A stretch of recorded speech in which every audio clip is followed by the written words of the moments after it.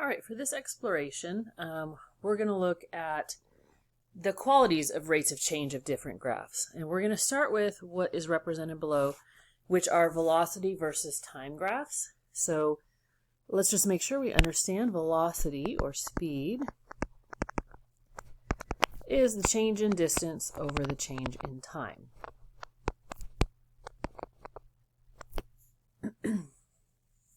And so we're going to sort of assess these graphs and understand what is going on with these velocities so we can represent what the acceleration time graph would look like.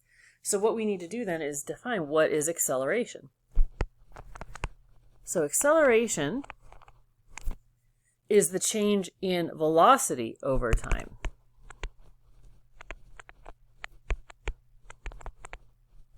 So what we're assessing here is how is the velocity changing over time. So when you think about things, sometimes it's easiest to think about like a car or a bike, you're riding on something.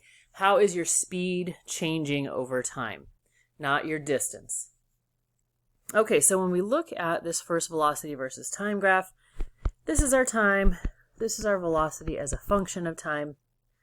And if I were going to characterize this, I would say that the velocity is not changing at all. So the velocity is constant. It is not increasing or decreasing. When I look at that second graph, I can see that the speed is increasing. So we would say it's increasing. But it is increasing in a sort of constant way. So it's in a linear fashion, so to speak. All right. So this first one was constant but flat. This one has a constant velocity that is increasing, and the third one has a constant velocity that is decreasing. Right, so we could think of the flat as being 0, the increasing as being positive, the decreasing as being negative.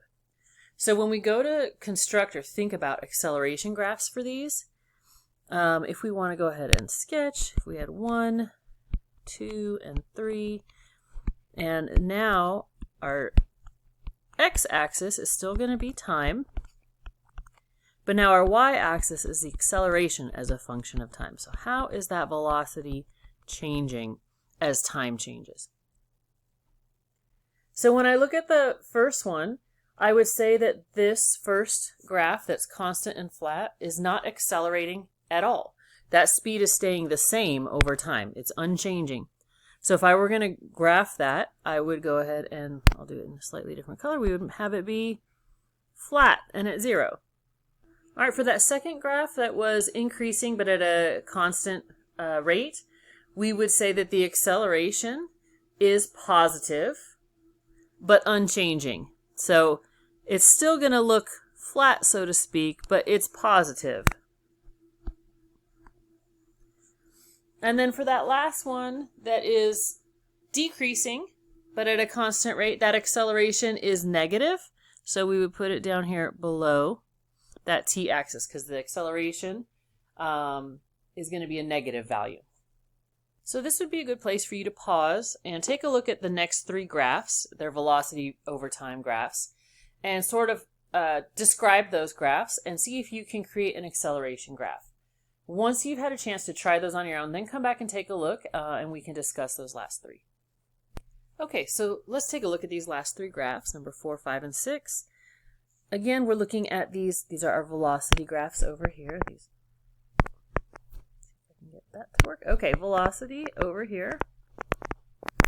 And on that fourth graph, what we've got is sort of this piecewise looking function. But still when we quantify this or look at describe what's going on, this is again constant and unchanging. It's not increasing or decreasing. So we have another constant and flat, and then same thing here. This is constant and flat. Now in one case the velocity's value is positive and the other one it's negative, but when we go to graph the acceleration, we're just talking about how is that speed changing. And in both of these, the speed is not changing. So acceleration is a function of time. This graph would look much like number 1 in that the acceleration is 0. It is not gaining or losing speed. For the fifth one, let's take a look at that. The fifth one kind of looks like the second graph and the third graph pieced together. So when we look at that, we would sort of want to think about how we did our second and third acceleration graphs. We've got the first part of that graph that is constant and increasing. So our acceleration would be a positive value, but it would be flat. So something like this. And then for that second part of the graph, so that was for this part right here. That was for this right here. Then for this part right here, we're going to see constant but decreasing, or a negative value. So that's going to be below our t-axis. Now this last one is a little bit tricky, and we'll just try and think of it like we're understanding sort of movement or change in speed, like in a vehicle or on a bike again. So when we look at this one, we can say that on this first little bit, our speed is growing slowly and then very, very quickly. And so the way we would want to represent that, to say that it's growing slowly but very, very quickly, would be something like that. And then we have this part where it's quick and then it is slowing down. So we would see something that kind of looks like that. And so I think one of the better representations that I've seen for this is to represent something that almost has like a vertical asymptote, where it's increasing slowly, but then very quickly, almost to the point of vertical when we look right here. And then it's going to start decreasing. So the speed is slowing down over time as the graph right here sort of levels out. Okay, so these are concepts that you definitely want to sort of try and absorb and process. When we're talking about velocity, we're talking about distance over time. Acceleration is the change in velocity over time. So this is going to kind of tie into what we've been doing with derivatives, and we're going to pick up on this on the next lesson.